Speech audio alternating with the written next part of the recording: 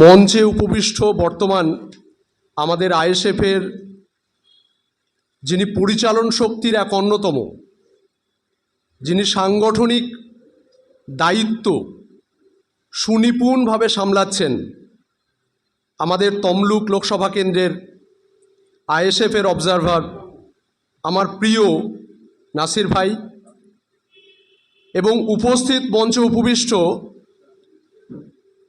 আইএসএফের তমলুক লোকসভার অন্তর্গত বিভিন্ন বিধানসভা থেকে আগত নেতৃবর্গ এবং আমার সম্মুখে উপস্থিত এই লোকসভা কেন্দ্রের উপস্থিত সকল কর্মী সমর্থককে আমার তরফ থেকে সংগ্রামী অভিনন্দন। একটা বিষয় পরিচয় পর্ব হওয়ার সময় বলছিলেন আমার প্রিয় নাসির ভাই যে আমাদের সবার প্রিয় আইএসএফের প্রতিষ্ঠাতা এবং শুধু আইএসএফের প্রতিষ্ঠাতা বলবো না, সারা পশ্চিমবঙ্গে এমন একটা রাজনৈতিক দল, যে রাজনৈতিক দল আমি দায়িত্ব নিয়ে বলতে পারি এই পশ্চিমবঙ্গে একদিন বিপ্লব আনবে, সেটা হলো আইএসএফ। সেই আইএসএফের প্রতিষ্ঠাতা আমার প্রিয় বড় ভাইজান এবং ছোট ভাইজান, যিনারা আমাকে এই দায়িত্ব, এই গুরু দায়িত্ব আমার উপর দিয়েছেন, তাদের সমস্ত সিদ্ধান্তকে আমি মাথা পেতে নিয়ে আমি আমার রাজনৈতিক কর্মজীবনের সূচনা এমন একটা কর্ম থেকে, এমন একটা স্থল থেকে করতে চাইছি যেটা আপনারা খুব ভালো করে একটু আগে বলছিলেন। নন্দীগ্রামের আমার ভাই, তিনি একসময় মমতা বন্দ্যোপাধ্যায়ের সঙ্গে নন্দীগ্রাম আন্দোলনের সৈনিক, অথচ সেই নন্দীগ্রাম মানুষের সঙ্গে কিভাবে মমতা বন্দ্যোপাধ্যায় প্রতারণা করেছে তা মমতা বন্দ্যোপাধ্যায়কে নন্দীগ্রামের মানুষ 2021 সালে ভোটে বুঝিয়ে দিয়েছেন। একজন মুখ্যমন্ত্রী, রানিং মুখ্যমন্ত্রী, নন্দীগ্রাম সিঙ্গুরকে কেন্দ্র করে উঠে আসা একজন পরিবর্তনের কাণ্ডারি হিসাবে দাবি করা মিথ্যাবাদী মুখ্যমন্ত্রী, যিনি পরিষ্কার নিজের পছন্দ মতো সিট নন্দীগ্রাম থেকে দাঁড়িয়ে সেই জায়গা থেকে হেরে বাড়ি চলে গেছেন। এই প্রতারণা যে নন্দীগ্রাম মানুষের সঙ্গে হয়েছিল বা সারা পশ্চিমবঙ্গের মানুষের সঙ্গে হয়েছিল, তার প্রতি মুহূর্তে উত্তর আমাদের একটু আগে বলছিলেন এক ভাই যে ব্যথাটা জয়েন্টে জয়েন্টে হচ্ছে, কারণ আমাদের ভাইজান প্রশ্ন করছেন পয়েন্টে পয়েন্টে। তো আমরা চাই যে এই রকম ধরনের একটা স্বচ্ছ রাজনীতি পশ্চিমবঙ্গের মানুষকে উপহার দিতে। আজকে দেখুন, বিজেপির যদি আমরা লিস্ট দেখি, প্রার্থী তালিকা লক্ষ্য করি, তাহলে 70% বিজেপির প্রার্থী তালিকায় যাদের নামে ক্রিমিনাল রেকর্ড আছে। এবং আপনি দায়িত্ব নিয়ে বলতে পারবেন যে বিজেপির প্রার্থী তালিকা রয়েছে, সেই তালিকায় 10 জন এমন ছিল না যে একসময় তৃণমূল করতো না। আবার তৃণমূলের প্রার্থী তালিকাটা একবার লক্ষ্য করে দেখুন তো, যে 10 জন এমন ছিল যারা কখন কোন টিমে থাকে এদের নিজেরও ঠিক নেই। অর্থাৎ আপনি যে মনে করছেন যে তৃণমূল আপনার মসিহা, যদি আপনি মনে করেন, তাহলে এটা মারাত্মক ভুল। কোথায়? আপনি একটা জিনিস লক্ষ্য করুন যে হুগলির একটা কেন্দ্রে দেখছিলাম 2 জন অভিনেত্রীকে দাঁড় করিয়েছেন। এরা কখন কোন দলে যায়, কোন দলে আসে, অর্জুন শীল, মুকুল রায়কে দেখে শিখুন, যিনি 10 দিন আগে বিজেপির রানাঘাটের এমএলএ ছিল। 10 দিন পর তৃণমূল জয়েন করার পর রানাঘাটে তৃণমূলের এমপি সিটের প্রার্থী। দায়িত্ব নিয়ে বলুন তো, কে তৃণমূল আর কে বিজেপি? আপনি পার্থক্য করতে পারবেন? পারবেন না। সেই জায়গায় দাঁড়িয়ে এই তমলুকের মাটিতে মানুষকে, ওই রাজ্জাক ভাই বলছিলেন যে লড়াই হবে, খেলা জনগণকে নিয়ে, সাধারণ মানুষকে নিয়ে, চাকরি প্রার্থীদেরকে নিয়ে, সাধারণ মানুষের অধিকারকে নিয়ে মমতা বন্দ্যোপাধ্যায় শুধু খেলা করেছেন। আমরা লড়াই করব, অধিকার আদায় করব। আমার পরিচয় দিয়ে এবার দুটো কথা আমি বলি। আমার বাড়ি আপনারা জানেন, বা অনেকেই হয়তো জানেন না, বা অনেকে এতক্ষণ পর্যন্ত হয়তো জেনে গেছেন যে আমার বাড়ি মুর্শিদাবাদ বহরমপুর। প্রশ্ন আসবে যে আমি মুর্শিদাবাদ বহরমপুর থেকে তমলুক আসনে কেন?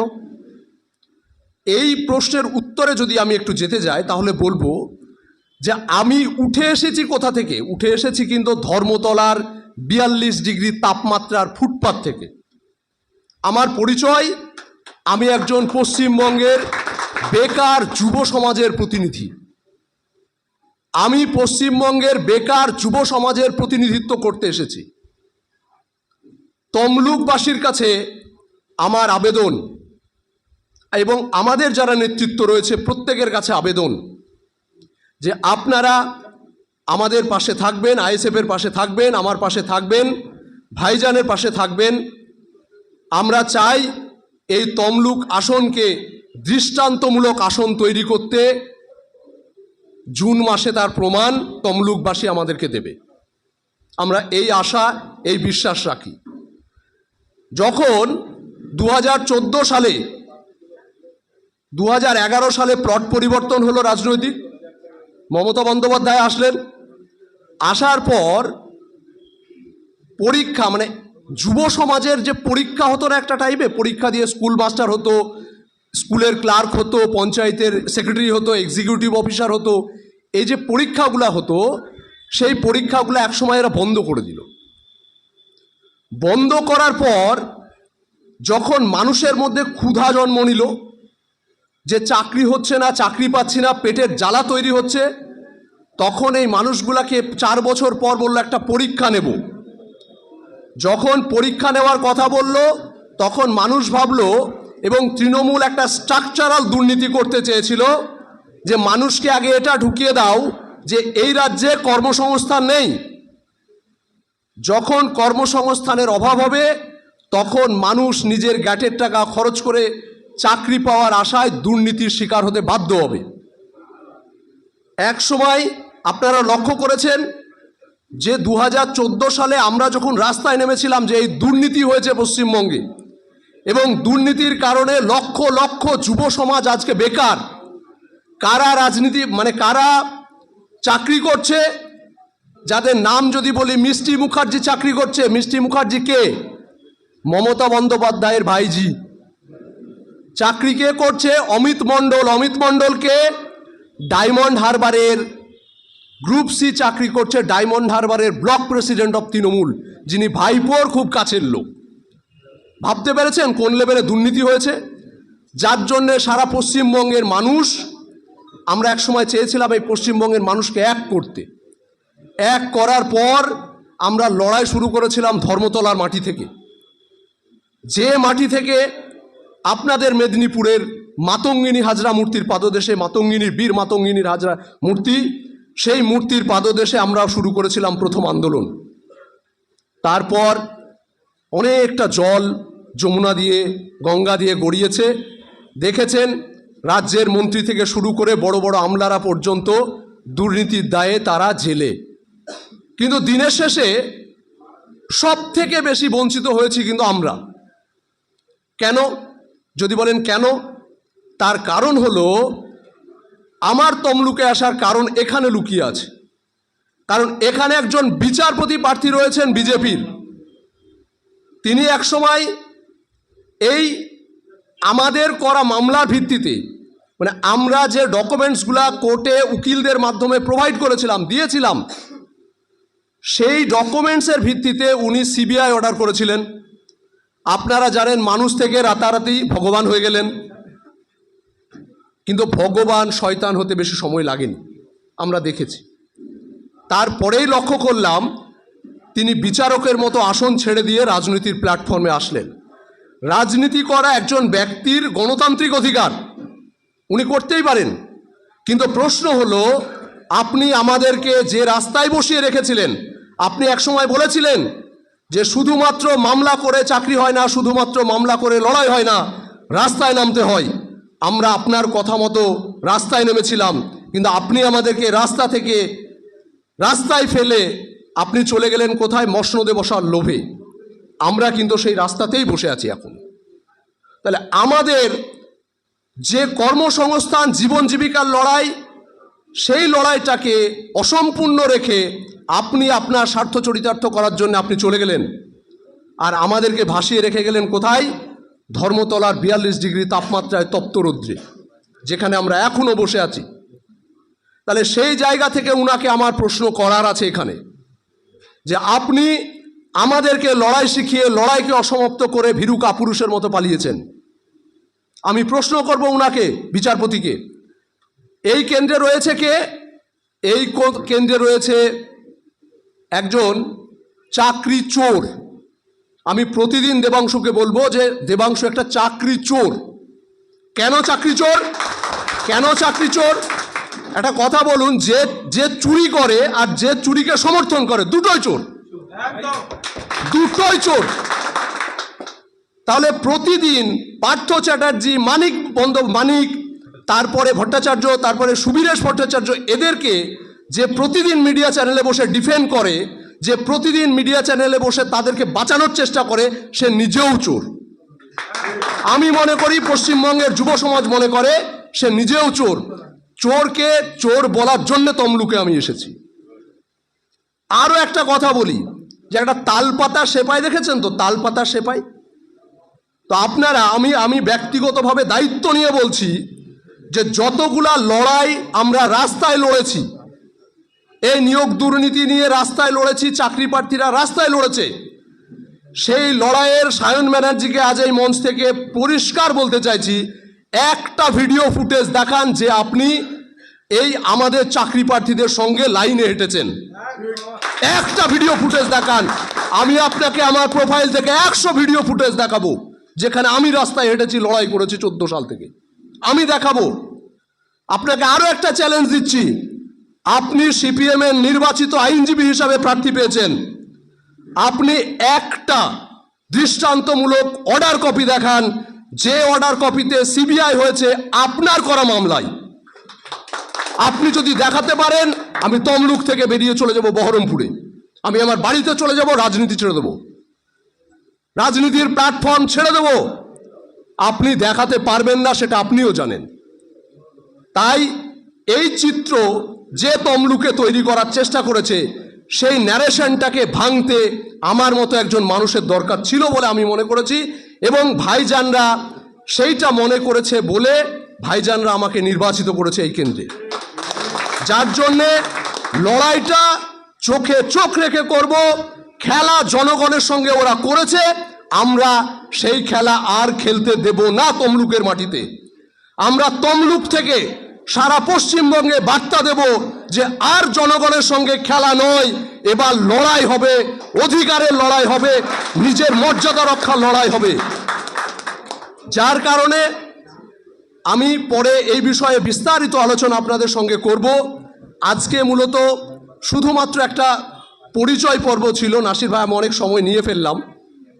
আমি রাজনৈতিক বক্তৃতা বলেন বা রাজনৈতিক প্ল্যাটফর্মে আজ আমার প্রথম, তাই আমার বলার মধ্যে অনেক কিছু ত্রুটি থাকতে পারে। অনেক জ্ঞানী মানুষ আমাদের এই শ্রোতার আসনে যারা আছেন, আমাদের ব্লক নেতৃত্ব, রাজনীতিভাবে আমি মনে করি আমি আপনাদের প্রত্যেকের কাছে শিখতে এসেছি। একদম বলছি, গ্রাউন্ড জিরো থেকে পলিটিক্সটা করতে চাইছি। মানুষের অধিকার পেটের লড়াই থেকে আন্দোলনটা শুরু করতে চাইছি তমলুকের মাটিতে। তাই আপনারা আমার পাশে থাকবেন। আমি আজ থেকে দায়িত্ব নিয়ে বলছি, আসার পথে নাসির ভাইকে বলছিলাম, আমি তমলুকের একজন মানুষ। আমি কাল থেকে, আমি সমস্ত আলোচনা পরে করব, আমি তমলুকে কাল বা পরশু একটা নির্দিষ্ট সময় থেকে আমি তমলুকে যেদিন পা রাখবো রাজনৈতিক প্রচারে, সেদিন থেকে দায়িত্ব নিয়ে বলছি আমি আর কলকাতা বা বাড়ি ফিরে যাব না। আমি সেদিন থেকে তমলুকের মানুষ, এবং তমলুকবাসীর হয়ে যে লড়াইটা করতে এসেছি, চোখে চোখ রেখে এই চাকরি চোর, এই বিচারপতির নামে ধাপ্পা, এই আইনজীবীর নামে তালপাতা সেপাই, এদের বিরুদ্ধে লড়াইটা মানুষ করবে। আমরা করব, আইএসএফ করবে, ভাইজান করবে, এটা দায়িত্ব নিয়ে বলতে পারি। তাই পরবর্তীতে আরও আলোচনা আমরা আসব। জাস্ট আজ এই পর্যন্তই। পরবর্তীতে নাসির ভাই আরও শিডিউল যেগুলো আছে তার মধ্যে হবে, আলোচনা আমরা করব সবিস্তারে। কোথায় কি ব্লকের কাজ বাকি আছে, কোথায় যেতে হবে, কি করতে হবে, সেসব বিষয় আমরা করব। আর একটা বিষয় আমার খুব মনে হচ্ছিল যে প্রত্যেকটা কেন্দ্রের একটা নিজস্ব চয়েস থাকে, প্রার্থী চয়েস থাকে, একটা নিজস্ব প্রার্থী চয়েস থাকে। যে যখন সিলেকশন করে আপনারা এখান থেকে হয়তো পাঠাচ্ছেন যে এই প্রার্থী হলে ভালো হয় বা এই প্রার্থী হলে ভালো হয়, এই বিষয়টা আপনাদের কাছে অনেকের খারাপও লাগতে পারে যে একজন মুর্শিদাবাদ থেকে ভাইজান পাঠিয়েছে। এটা শুধুমাত্র যদি বলি আমি না তমলুকের লড়াই, তাহলে আমার মনে হয় কোথাও একটা ভুল হচ্ছে। এ লড়াই শুধু তমলুকের নয়, এ লড়াইটা সারা বাংলার, এ লড়াইটা যোগ্য বঞ্চিত মানুষের লড়াই। যারা অধিকার পায়নি, ভাতা দিয়ে যাদেরকে ভুলিয়ে রাখা হয়েছে, তাদের অধিকার আদায়ের লড়াই। এই লড়াই সারা পশ্চিমবঙ্গের বুকে ছড়িয়ে দেওয়ার জন্যে ভাইজানরা অক্লান্ত পরিশ্রম করছে। আমরা শুধুমাত্র তাদের একজন সৈনিক, আর সৈনিক হিসাবেই ভবিষ্যতে কাজ করব। আপনাদেরকে সঙ্গে নিয়ে সঙ্গে থাকবেন, ভালো থাকবেন, সবাই প্রার্থনা করবেন। ইনকিলাব জিন্দাবাদ, আইএসএফ জিন্দাবাদ, ভাইজান জিন্দাবাদ।